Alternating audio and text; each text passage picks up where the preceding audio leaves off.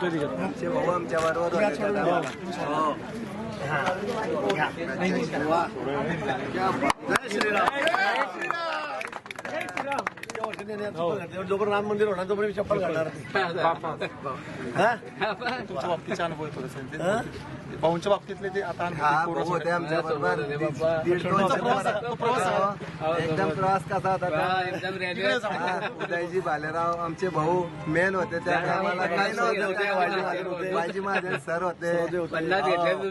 नाही त्या टायमाला परिस्थिती तशी होती. भोपाल मध्ये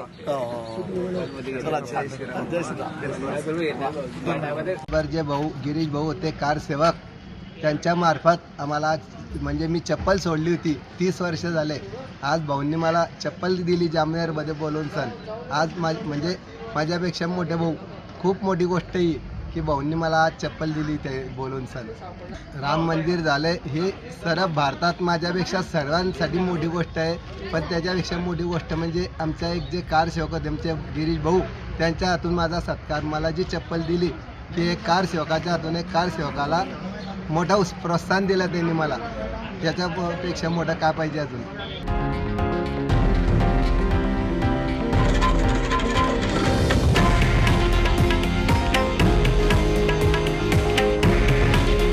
हे आहे देशातील नंबर 1 न्यूज नेटवर्क आणि आपण पाहत आहात TV9 मराठी.